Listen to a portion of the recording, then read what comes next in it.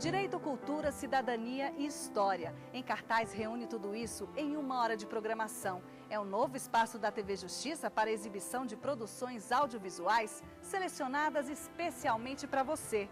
Nosso programa começa com a série Advogados contra a Ditadura, do cineasta Silvio Temple.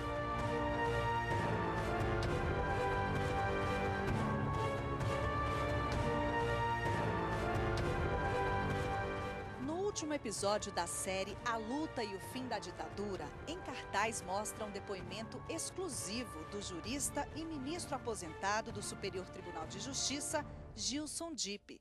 Veja só. Essa série tem uma característica muito especial. Ela é muito bem elaborada, ela foi realizada com muita sensibilidade e com muita oportunidade de ouvir aqueles atores que poderiam reproduzir aquilo que passou, para que nós não tenhamos mais nenhuma ilusão ou nenhum sentimento de que isto possa acontecer de novo. Ditadura nunca mais. Nós temos que manter ainda a chama acesa, ainda é uma democracia tenra, e essa série sensibiliza para quem está assistindo exatamente para essa necessidade de permanente mobilização democrática.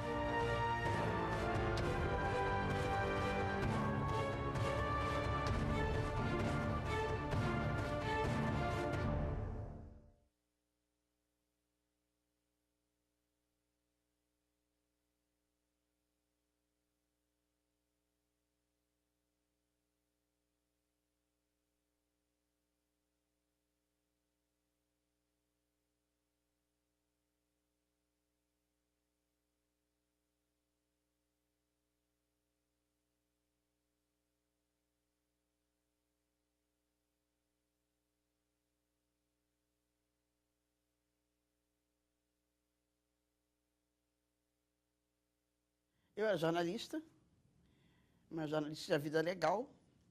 Trabalhava na época na Folha de São Paulo, na sucursal do Rio do jornal Folha de São Paulo. E estava grávida. Estava grávida 1 semana antes do nascimento da minha filha. Uma pessoa que me conhecia foi presa e, com isso, a minha situação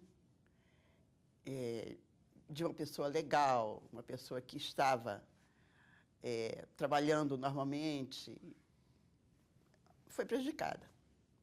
No que foi prejudicada, eu tive que abandonar todo o enxoval do meu bebê na minha casa, abandonar a minha casa.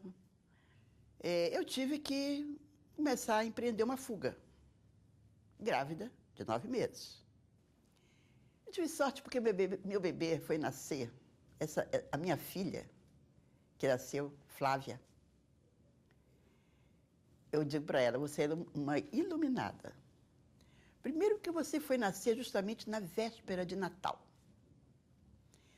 às 9 horas da noite. No momento em que, certamente, eles relaxaram a vigilância sobre as maternidades e hospitais. Afinal, queriam passar o Natal com suas famílias. Então, na maternidade que eu entrei, não tinha ninguém vigiando. Eu pego o telefone de um orelhão, ligo para a casa da mãe dela, que a mãe dela, então, me informa, olha, a Flávia nasceu. Quer dizer, nasceu a tua filha, que ainda não tinha nome. Ia ser Fernanda, depois virou Flávia. Então, eu vinha juntar com ela quando me alugaram uma casinha numa vila, no Engenho de Dentro. Eu comecei aí uma atividade, quer dizer, clandestina, já, digamos, personalizada. Eu era um professor que saía de manhã com uma pastinha debaixo do braço para a rua, cobria meus pontos, fazia minhas reuniões, né? Continuar a militância, né? Eu entro no ponto, vou até a calçada, onde está esse cinema, onde eu ia encontrar com a Sônia. Mal eu entro ali, 3, 4 pessoas caem em cima de mim. Me abraçam, né? Quer dizer, outros dentro de carro, com arma apontada, metralhadora, revólver, escambau. Então, daí começa choque elétrico, né? Quer dizer, choque, começa pau de arara, né? 2 cavaletes, aquele pau enfiado no meio, você é amarrado nele, fica de cabeça para baixo, e vem nego com uma vasilha d'água, enfia na tua cabeça, e o choque continuando, com você dependurado. Até o limite de eu conseguir suportar, eu acredito que lá para meia-noite, 11h30, meia-noite, eu então revelei o local onde eu morava de fato, que era essa casinha alugada numa vila, no Engenho de Dentro, onde eu já não esperava encontrar a Sueli, né? Porque tinha dado todo o tempo para ela sair de casa. E eu tenho essa grande decepção de a Sueli estar lá, com a Flávia. A Flávia era um bebê de 3 meses. Tem um momento com ela na porta da casa que foi muito importante, que nós nos abraçamos, né, chorando, né, e nos beijamos, e acho que nem sei o que dissemos, o que conseguimos dizer ali. Mas foi um momento de calor, de apoio e solidariedade muito grande. Como eu fui afastada do meu bebê, ficamos separadas, as duas, ela na casa da minha mãe e eu presa, eu amamentava. Então, meu seio começou a ficar cheio de leite. Eu não tinha mais para quem dar aquele leite. Então, não tinha como tirar aquele leite. E então, eu tive febre. E chamaram a Amilcar Lobo. A Amilcar Lobo me atendeu. Foi um diálogo muito seco, em que, um diálogo assim, a gente tinha medo de tudo. Eu tinha medo dele também. Aí ele foi, fez um exame em mim e disse, você toma essa injeção. E aí, com isso, meu seio secou. O período de adaptação é muito confuso, porque eu tinha medo de andar na rua, tinha medo de entrar em banco e, de repente, entrar um grupo lá armado. E eu falei, estou fodido de novo, porque como é que eu vou explicar que eu estou aqui na hora de uma ação de banco? Meus filhos não estavam acostumados comigo em casa, né? Tinha 2 anos e meio em cana. E eles, a Flávia especialmente, né, que era ainda pequenininha, 2 anos e pouco, quando o pessoal vai embora e eu vou dormir, ela pergunta, você vai dormir aonde? Eu falo, vou dormir aqui. Ela fala, você não mora aqui? Como é que você vai dormir aqui? Realmente ela tinha razão. Eu não morava mesmo lá, né? Sobre a ditadura, sobre a dureza de uma ditadura, de você com 20 anos não conseguir ter liberdade para pensar e para falar o que você pensava, né? A gente, com isso, você vai criando uma revolta, uma emoção muito forte, que o tempo se encarrega de ir amenizando.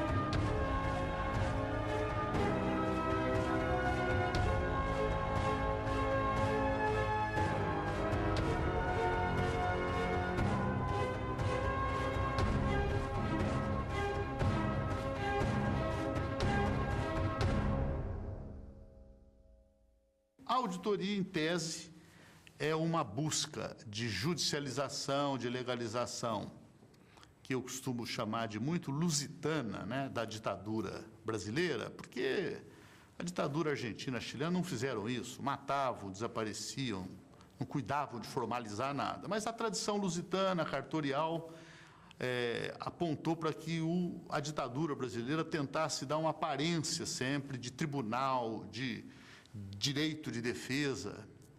E nesse processo também abriu a brecha para que o projeto Brasil Nunca Mais fosse uma espécie de primeira comissão clandestina da verdade, que que conseguiu levantar todas as digitais da tortura e dos torturadores, examinando unicamente os documentos judiciais levados então ao STM, em Brasília, Superior Tribunal Militar. Foi por causa do Dr. Sobral, que vivia falando que a única cópia que existia dos processos do Tribunal de Segurança da ditadura Vargas era o do Prestes e do Berger, porque ele fez cópia e guardou. E lá no escritório eu também eu ouvia muito a história de que o Rui Barbosa mandou queimar a documentação relativa aos negros que vieram escravizados para o Brasil, para evitar que os donos dos escravos pedissem indenização ao governo. Então, essa prática vem de longe, né? E aí, de tanto Sobral falar nisso, contar essas histórias, acabou inoculando em mim o desejo de salvar do incêndio. Eu fui ao Conselho Mundial de Igrejas e pedi financiamento para fazer isso. E eles deram, e aí Dom Paulo Evaristo Arnes e o reverendo Jaime Wright deram o guarda-chuva e está aí a história. Eu tinha como tarefa principal recolher os processos, retirar os processos do arquivo do Superior Tribunal Militar e copiá-los. Eu ia ao tribunal, não era difícil para mim retirar os processos, porque já estavam no arquivos, e como eu frequentava o tribunal, tinha relação até pessoal com alguns funcionários, então eu alegava que queria fazer um acervo sobre as minhas causas. Enfim, não foi difícil convencê-los de não despertar nenhuma suspeita, né? Porque disso dependia o sucesso do projeto, né? Porque se houvesse suspeita de que nós estávamos preparando um projeto dessa natureza, evidentemente que usariam de todos os meios para interrompê-lo, né? E nós não teríamos chegado ao resultado que chegamos. A gente alugou uma sala num prédio comercial no centro de Brasília e botamos lá uns meninos que tiravam xerox dia e noite, eles nem sabiam para que é aquilo. E a gente dizia, ó, se vier alguém, que tinha escritórios, né? Se vier alguém pedir para fazer xerox, vocês dizem que não pode, mas chegou um ponto em que a gente tinha que deixar, né? Porque para levantar suspeita. E esses processos, as cópias, né, eu colocava numa caixa e encaminhava para São Paulo, às vezes por avião, mas a maior parte das vezes por ônibus. Houve um determinado dia que eu me dirigia, não me recordo agora se eu estava indo para o aeroporto ou para a rodoviária, e com a mala do carro cheia de pacotes dos processos. Quando eu tinha uma blitz, eu fui parado na blitz. Eu, evidentemente, levei um susto, falei...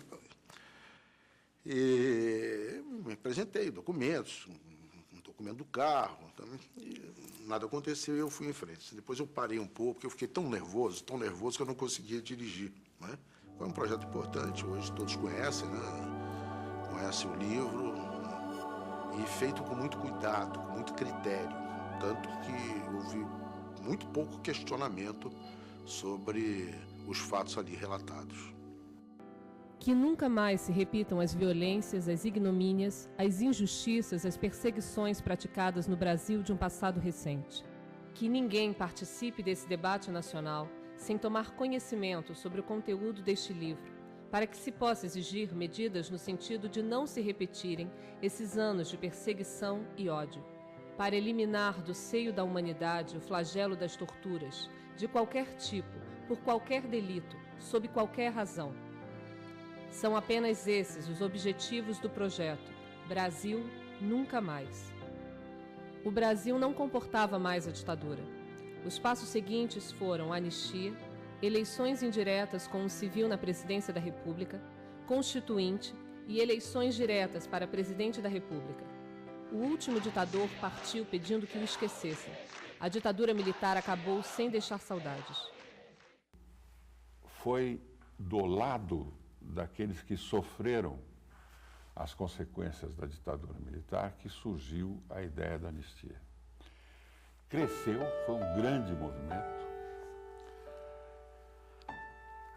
um sem número de comitês da anistia, atos pela anistia. A anistia é alguma coisa que acabou punindo a ditadura militar, tirando a ditadura militar da sua condição de ditadura.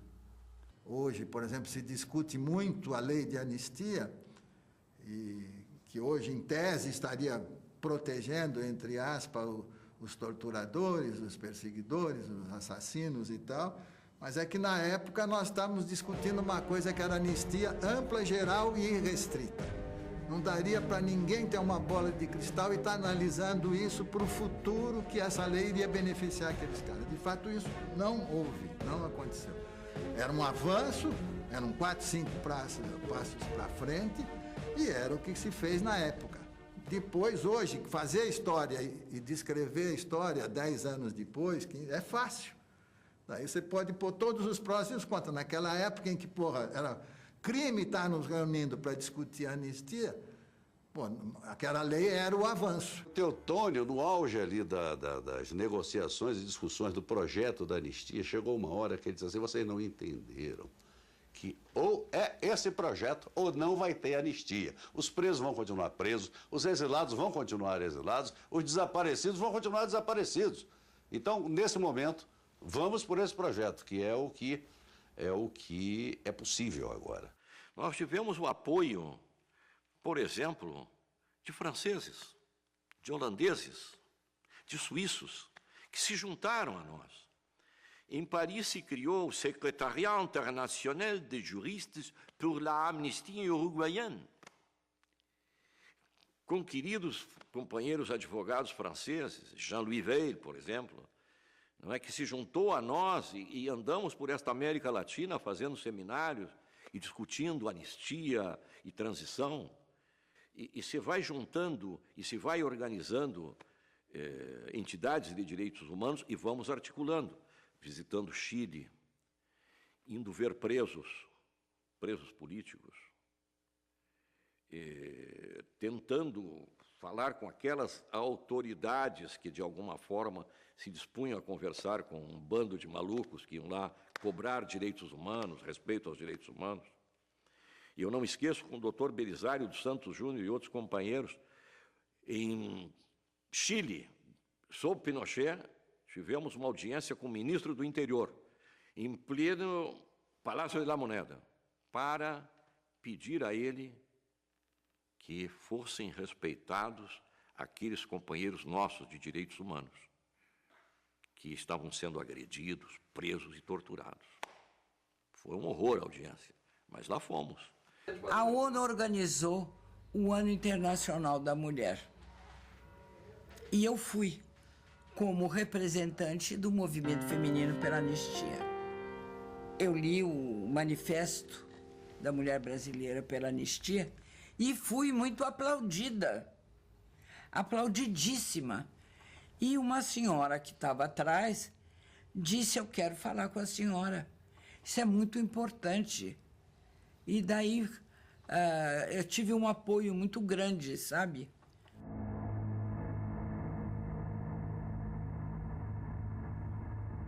Manifesto da Mulher Brasileira em favor da anistia.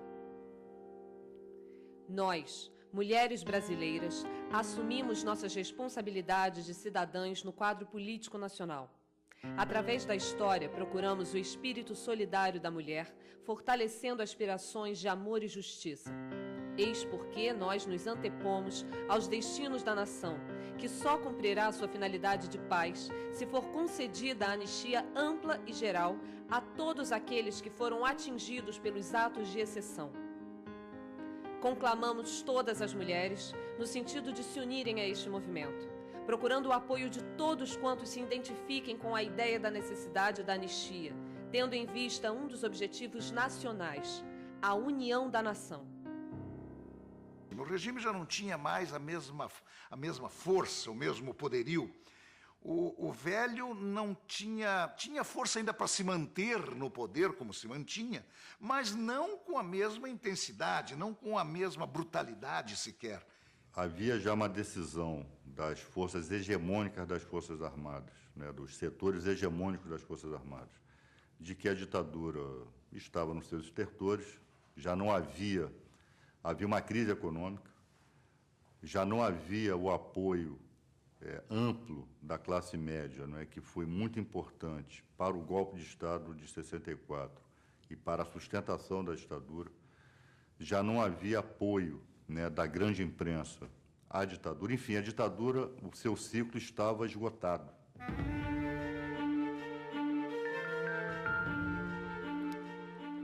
Nós vivíamos uma época em que a ditadura estava já começando a tentar dar uma abertura, como eles falavam.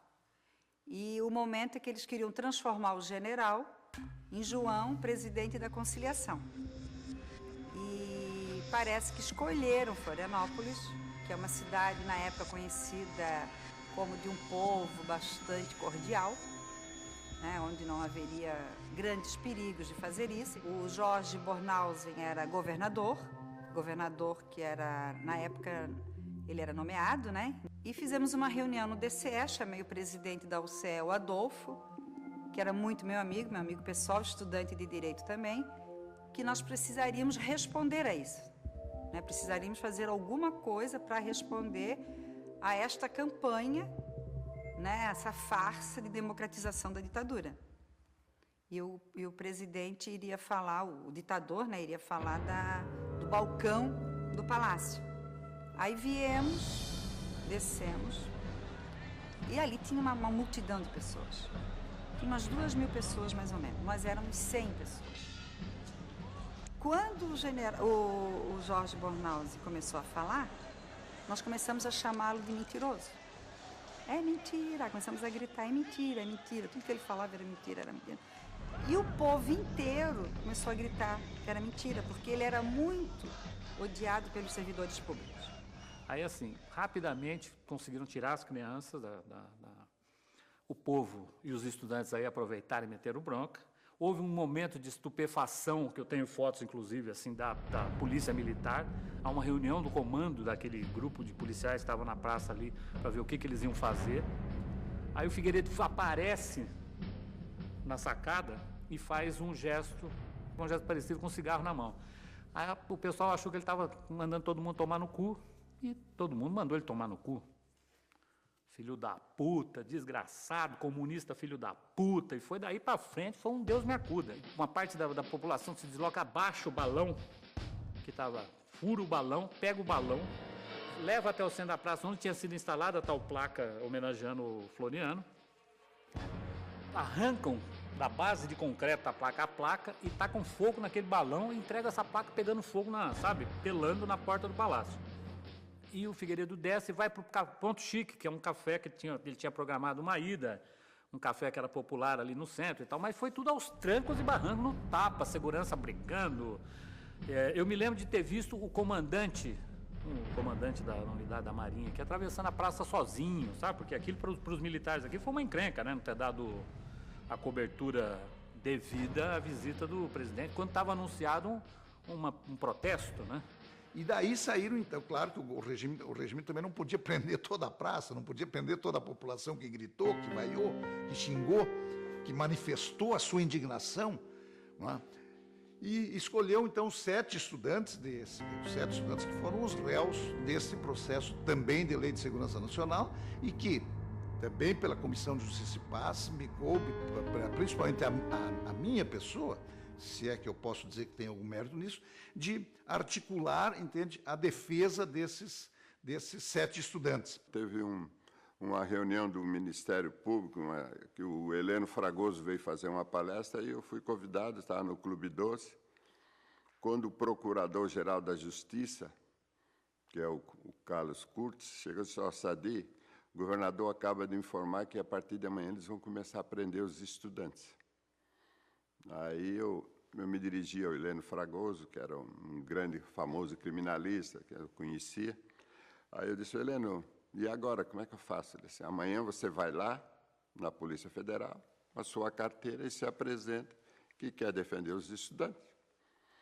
Aí, lá de manhã, cheguei lá na Polícia Federal, sou presidente da ordem, eu quero participar na defesa dos estudantes. Aí veio o Relações Públicas, isso não é possível.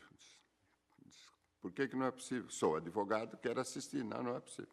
Bom, se vocês acham que não pode, eu vou telefonar para o Eduardo Seabra Fagundes, a imprensa está aí, eu vou comunicar que eu estou sendo impedido. Mas falei de forma firme, veemente. Aí ele, espera um pouco, calma. Aí foi lá, falou com o superintendente, disse, não, o senhor está autorizado. Então, nós ficamos 8 dias incomunicáveis. Comunicável significa não falar com ninguém, só com o advogado e um médico. Eu tinha 15 minutos por dia com o advogado e interrogatórios direto. Né? Teve um ato que reuniu 10 mil pessoas. Eu estava presa, infelizmente.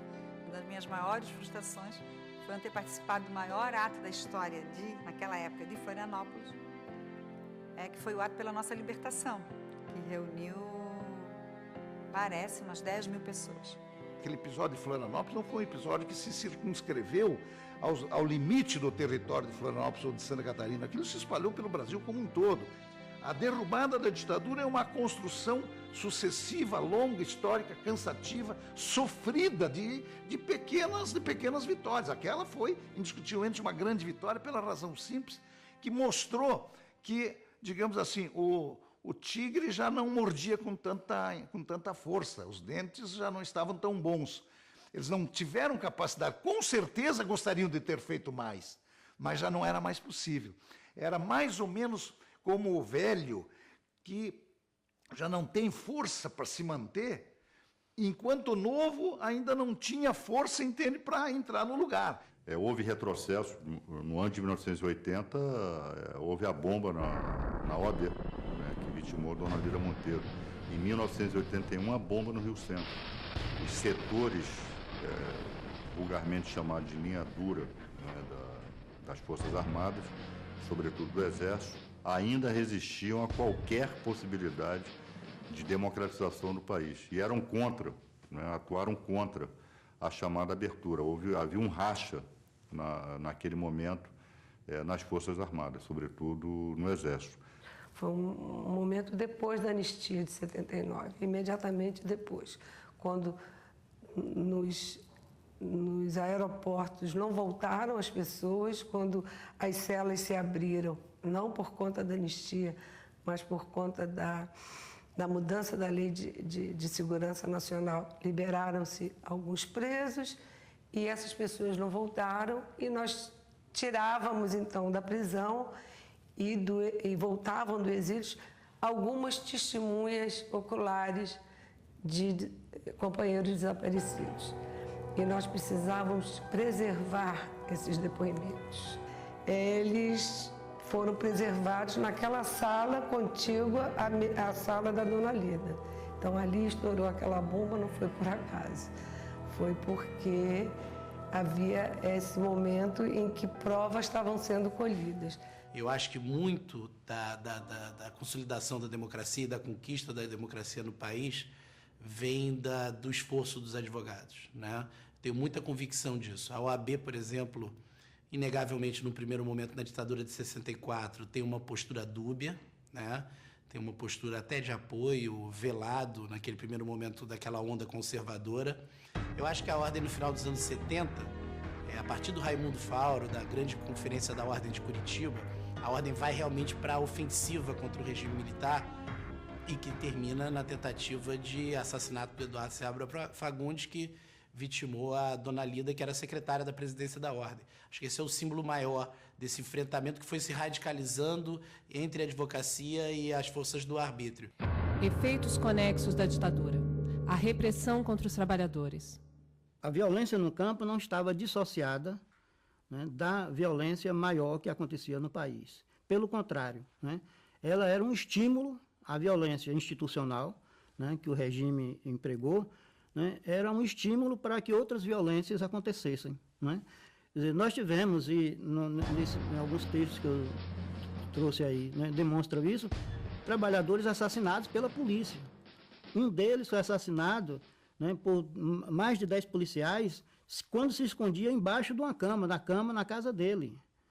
Então, quer dizer, essa violência, né, não era casual. Né? A violência praticada lá em Santa Maria da Vitória, né, ou no extremo sul da Bahia ou em qualquer parte do estado, né, era uma violência, sim, decorrente, né, de uma violência maior, né, que se institucionalizou no país, né, e que garantia às pessoas que praticavam a violência, né, a certeza da impunidade. Então, a ditadura impunha isso, né? Ela criava as condições para que o capital avançasse sobre as áreas de poceiros, né? E para garantir os interesses do capital também era importante não permitir a organização dos trabalhadores, inclusive nos seus sindicatos. Então, nossa atuação como advogados de sindicatos de trabalhadores rurais e de assessores das oposições sindicais dos STRs era fundamental para fazer frente a esse movimento da direita apoiada pela ditadura. Ser advogado, naquele período ali, né, que vai também muito até os anos 80, né, na verdade, não, né, quer dizer, era sempre viver sob ameaça, né? Não, todos nós, advogados de movimento social rural, naquela época, né, tanto de sindicatos como de comissões pastorais da terra, né, todos nós, né, em algum momento, fomos ameaçados, tivemos a vida ameaçada, né, nos livramos de emboscada. A ditadura não é só o ditador. A ditadura se reproduz até o último agente da hierarquia, que nesse caso ia até o inspetor de quarteirão, o advogado de calça curta. Nós éramos maltratados, nós éramos tratados, éramos provocados. Para você ter a noção, quando Dona Nativa foi sequestrada em Marcionílio Souza, por volta de 1980, para mim entrar na delegacia, a polícia fez um corredor polonês e eu passei ele me passando a perna e me provocando, me xingando e tudo mais, mas eu entrei na delegacia. E nós conseguimos, na época, alguns órgãos de imprensa, às vezes, a gente conseguia acessar, conseguia publicar alguma coisa, e aí, quando isso ganhava alguma repercussão, a polícia, nesse caso, soltou a pessoa. E o nome de desacato era uma forma da gente desobedecer a ordem, né? A gente botou o nome de desacato e no nosso papel a gente colocou uma frase: se o boi soubesse a força que tem, ninguém lhe colocaria a canga. E aquilo ali era uma forma de provocar, de desobedecer o judiciário, que hoje é um poder ainda muito ruim, antidemocrático, fechado. Agora, imagina em 1982. E como a gente tinha esse trabalho prioritariamente no campo, nós achamos que o desacato combinava bem com a nossa rebeldia de lutar pela reforma agrária, desmontar o latifúndio e levar a justiça no campo.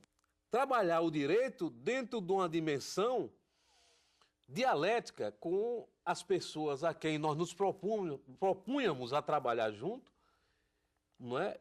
E elas compreenderem esse papel e ver que a nossa ideia, o nosso propósito, a nossa ação era de militantes advogados e de militantes políticos, contribuindo para a organização do movimento sindical, contribuindo, porque o agente da história são os trabalhadores. Quando eu me formei e tomei conhecimento da estrutura jurídica, né, eu fiquei convencido de que o advogado era um operador do direito e não um construtor do direito. Em outras palavras, o advogado só servia para manter a estrutura. Era preciso um trabalho fora da atividade jurídica propriamente dita para poder fazer com que houvesse uma mudança. Só mudando a lei é que você pode fazer mudanças na estrutura da sociedade. Então, como advogado, a gente fazia o possível para o trabalhador ganhar o processo, mas, ao mesmo tempo, levava uma palavra no sentido de dizer: é preciso mudar a lei. É preciso fazer uma transformação mais profunda. Nós entrevistamos muitas viúvas de advogados assassinados e chegamos até a um número comprovado de 50 advogados mortos no país. E muitos deles advogados da área trabalhista, que defendia lá em ações trabalhistas de diversas empresas, principalmente na área rural do Nordeste e por aqui e tal.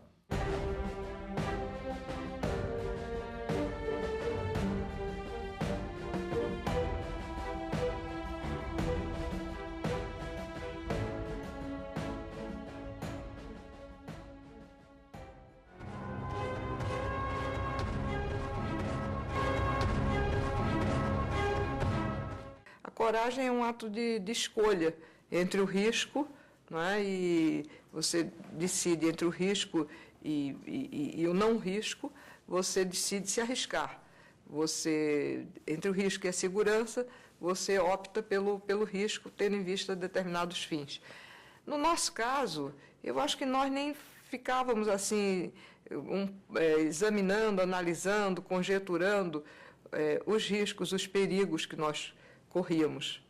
Nós íamos, era tanto trabalho, nós atendíamos muitas pessoas, a nossa vida particular, privada, estava inteiramente subordinada, né, e associada a essa vida profissional e pública. Não havia momento em que nós não estivéssemos disponíveis para todas as pessoas que precisassem, para todas as situações que envolvessem um risco assim maior para o outro. É diferente, muito diferente da forma como nós atendemos o crime comum. Esses valores comuns da vida profissional não eram os valores com os quais nós fazíamos essa advocacia. Eu acho que o advogado tem que ter, fundamentalmente, uma concepção humanista, ou humanista, não sei. E o que leva se você tem essa concepção, a sua capacidade de se indignar diante das coisas. Se você tiver essa capacidade de se indignar, pouco importa se você é de esquerda ou de direita, é uma questão de humanidade, eu vejo assim. E não podemos, de forma nenhuma, é um dever do advogado ter um compromisso com a justiça, não meramente com a lei de uma forma fria, não é? E um compromisso maior, quer dizer, quando eu digo com a justiça, estou falando de compromisso com os direitos humanos. Se o advogado não tem, no meu ponto de vista, esta concepção, pode ser um cara que vai ganhar muito dinheiro, ou não, ou vai ser reconhecido, ter uma vida num corporativismo de classe, mas nunca vai ser um cidadão na plenitude da palavra. A rigor, o que aconteceu durante a ditadura de 64 é que chegou um momento em que ficou difícil ter alguém que não tivesse um parente perseguido, ou um amigo, ou um companheiro de trabalho. E é engraçado porque essa solidariedade, a maior parte, ela foi subterrânea. Era composta por pessoas que ajudavam, umas com dinheiro, outras abrigando a pessoa em casa, outra alugando um apartamento pequeno ou um quarto numa pensão, outro pagando uma passagem, o outro ajudando a família de alguém. Enfim, foi realmente uma rede que estendeu tentáculos por esse país afora. A Aini, muito combativa, ela chegou a cativar os diretores do presídio de Venceslau, né, com sua simpatia e tal, e ela praticamente virou a rainha dos presos, né, os presos comuns, porque lá nós ficamos, eram 6 presos políticos no meio de 300 comuns. Teve um fato, não sei se ela narrou esse fato, do Natal de 1973, no Natal ela vai passar o Natal na prisão.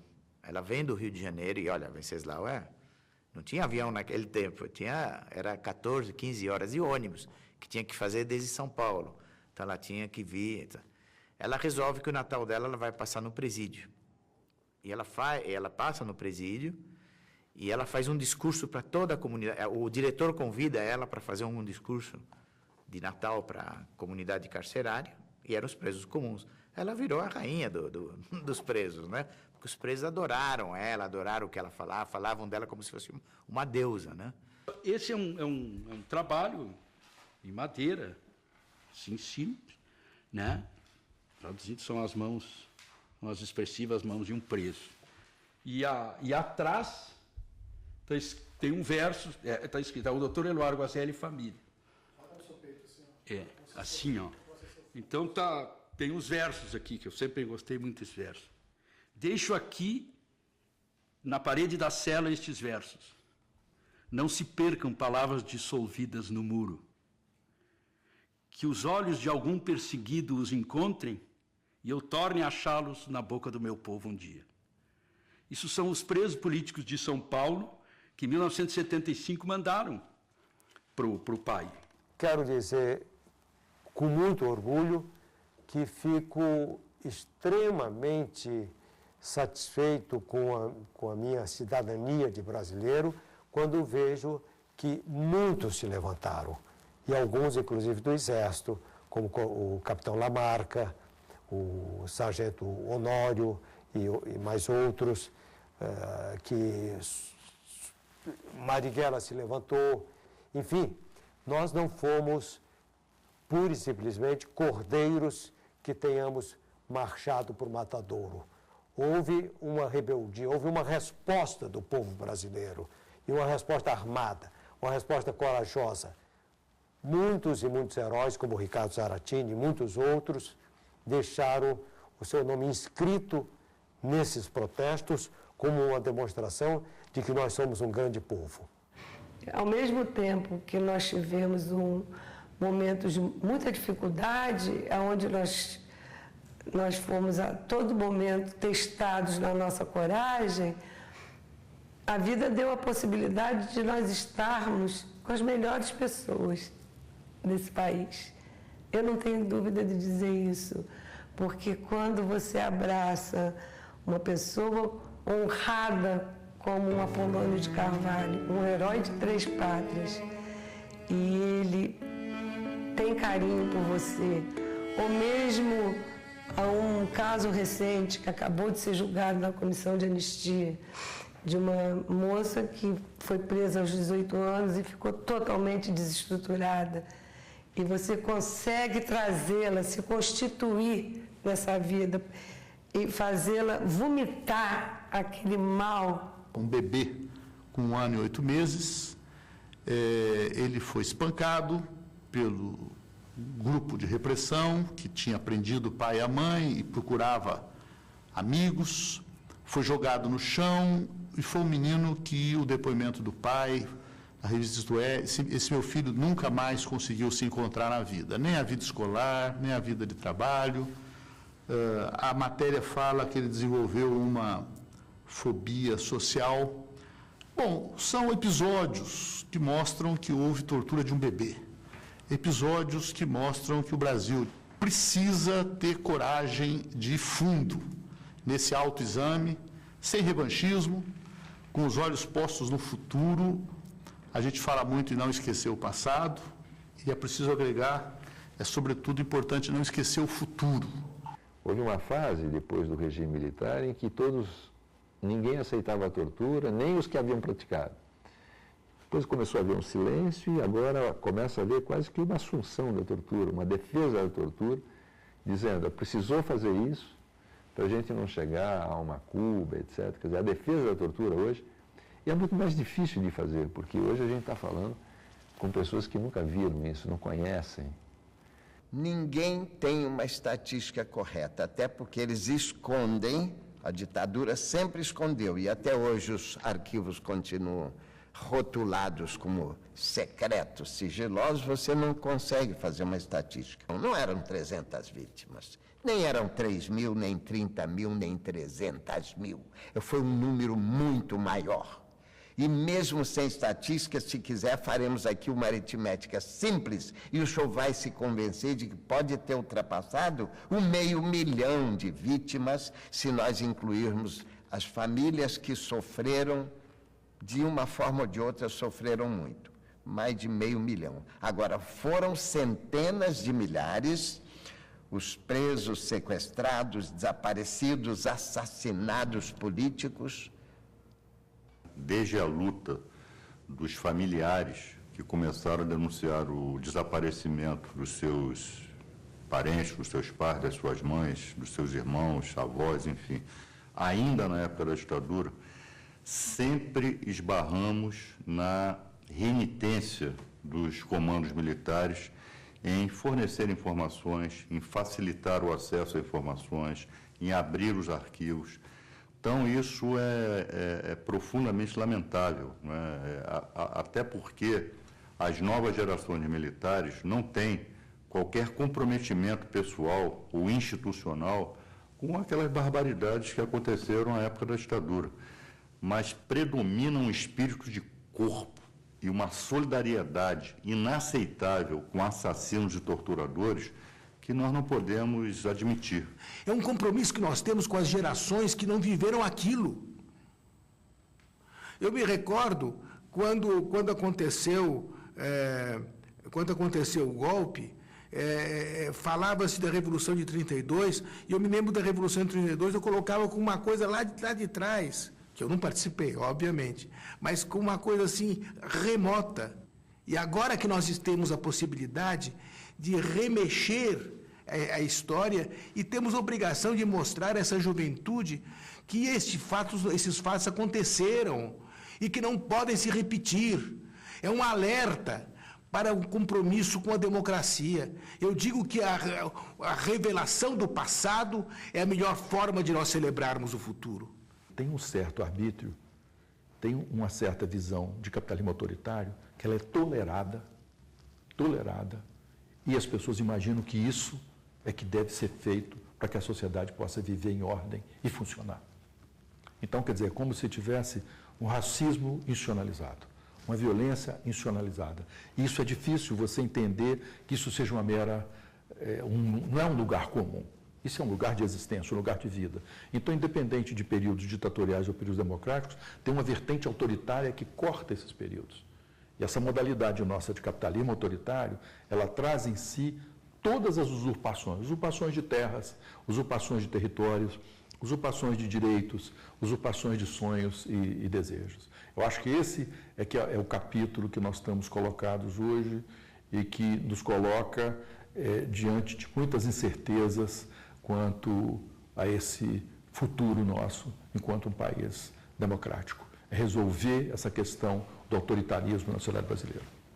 Eu penso mesmo que o passado é o DNA da sociedade, na medida em que a história do Brasil, no seu decorrer, vem repetindo uma política de Estado de violência contra setores da população.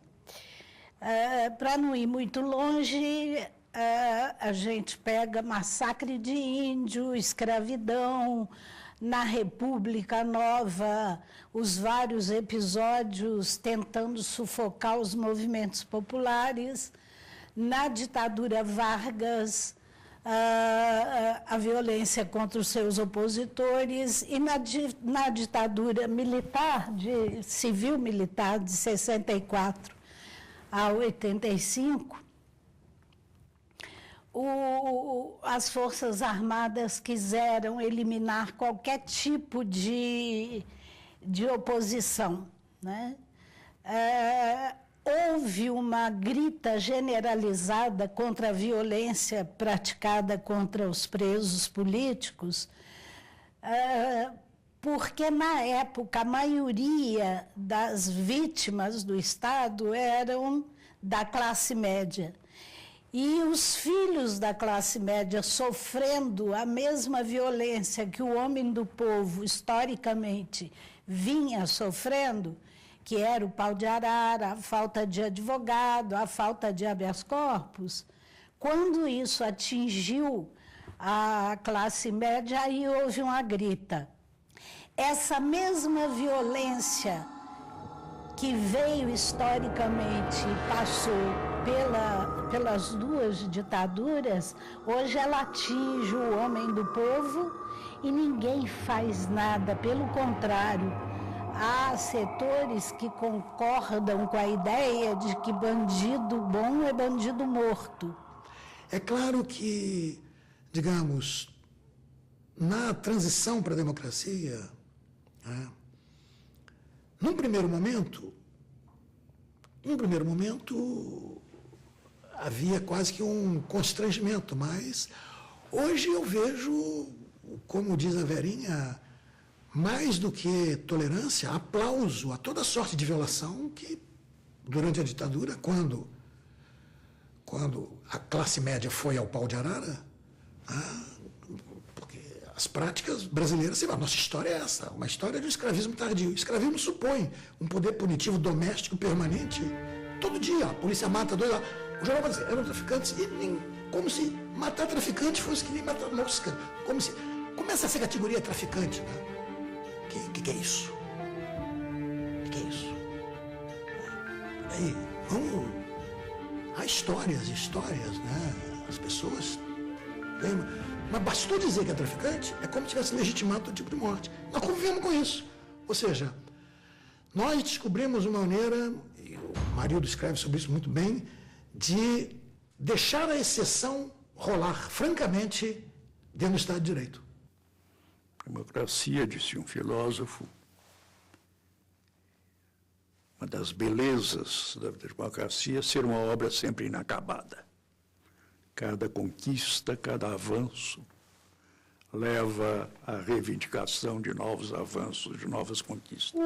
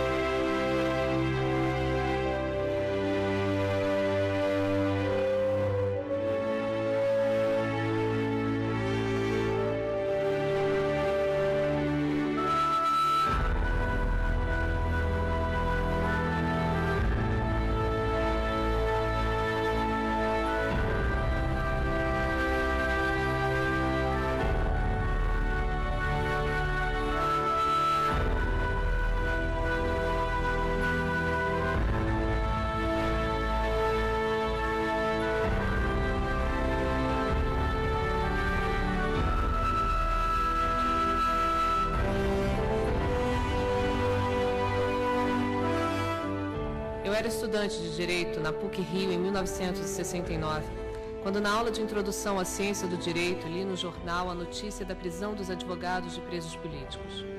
Levantei-me da sala de aula, abandonei o curso de Direito e me fiz historiador e cineasta. Com este filme, homenageio a todos e todas que continuaram lutando por justiça e liberdade. Graças a esses advogados e advogadas, muitas vidas foram salvas e hoje o Brasil reverencia os que trabalharam, mesmo em tempos sombrios, para que houvesse um pouco de luz nas trevas. Silvio Tendler.